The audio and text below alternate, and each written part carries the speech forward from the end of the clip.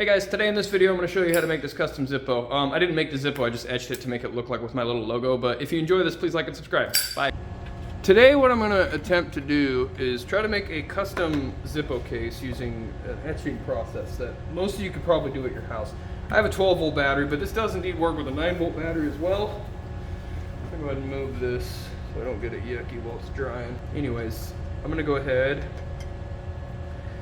And the first step here, well, actually, I guess the very first step here, clip this out of the way so it doesn't ground by accident. Just flip it on itself here.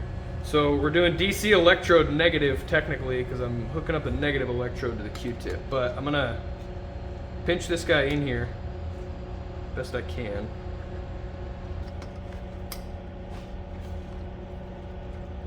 And by ground I mean positive. Now I'm going to tape over the whole Zippo, tape it closed because the thing I'm drawing here is probably going to take up the whole thing, so I don't think I can get it on just the bottom portion. Now that overlap's going to be okay for what I'm doing here. I'm just going to go ahead and go around both sides since I will be etching both sides. Eventually. I don't know if I'll show all of it on the video. It might get a little repetitive. I like to get to the point. But covering it up with tape. Now, one thing I did forget to mention is you will need salt water as well. I just literally took some kind of room temperature water, put some Himalayan pink salt, I'm pretty sure is the salt that I used in here, and just mixed it up really good. It's still dissolving, that's why the water's still pink, but eventually that'll be all dissolved in and it'll work. But here's the part where you can get creative. What I'm going to do, first of all,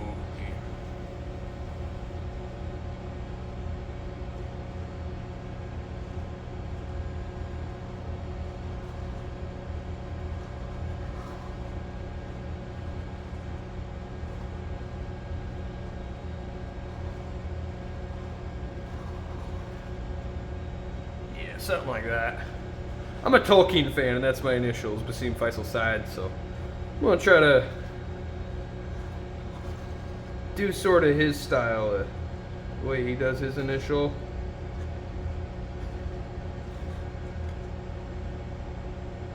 It kind of works. Here, what if I...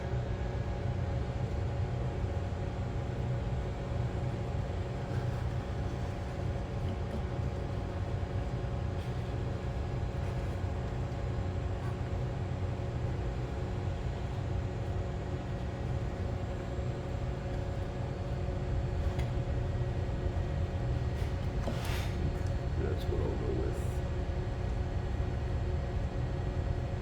Try not to interfere with your view as best as I can.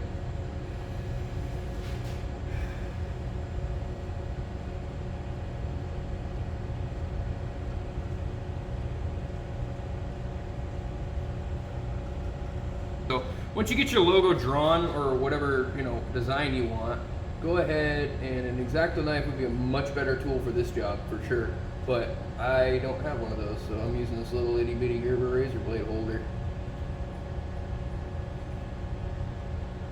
Might not be the best, but it tickles my fancy.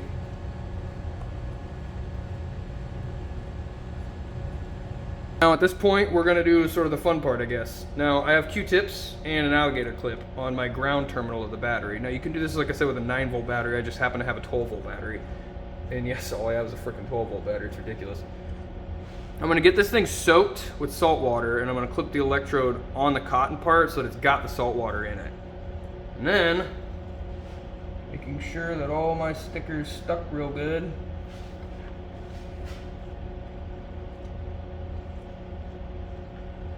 and kind of draw on it. And eventually you're going to start to hear this puppy hiss. I don't really need to do it on this table. I guess I can bring it a little closer to your view. So you'll see the silvery parts where I haven't touched it yet. Let me turn this heater off, because this process is technically producing hydrogen, I think. And that heater is just a red hot heating element, so I'm not sure how good that is to do around a bunch of hydrogen, but when I hold it here, you'll see it kind of becomes yellow and starts to bubble a little bit. That's it doing its etching right there, and then that becomes dark when I lift this away.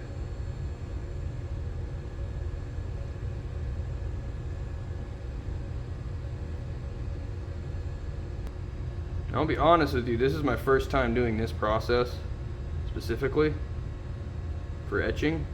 Like I said, normally I use some sort of an acid or very acidic based liquid and thyme. I'm curious what would happen if I did this same thing with vinegar instead of salt water, but I think the salt water, it just needs the electrolyte. I'm actually going to switch around to the other Q-tip. So that one's getting a little yucky.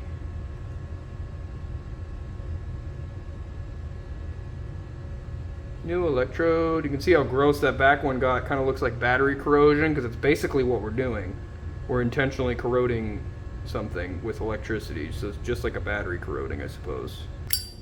Turned out okay. That's a custom Zippo case, I'd say. I haven't done the other side yet, but I will eventually. I don't know if I'm going to do the same thing on that side or maybe something different, but I think it's okay. I'm pretty happy with the way this turned out, and I hope you guys are happy.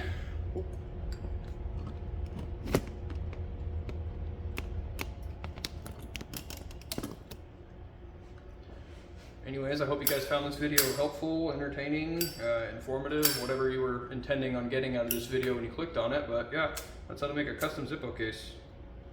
You can do any sort of design you want: hearts, stars, cross, a name, initials, whatever you want to do. But this is what I went with. So, it's, like I said, just go ahead and give it a shot. You just need the masking tape, a battery, some salt water, and a Q-tip. That's all you need. You don't even need the alligator clips. That's just kind of complicated stuff. So, really simple, easy process. Most people should have this stuff laying around at home. And yeah, if you guys do go ahead and make a custom design, it'd be cool if you sent it to me. Anyways, if you did enjoy the video, please leave a like and subscribe. And other than that, you guys have a wonderful rest of your day. God bless.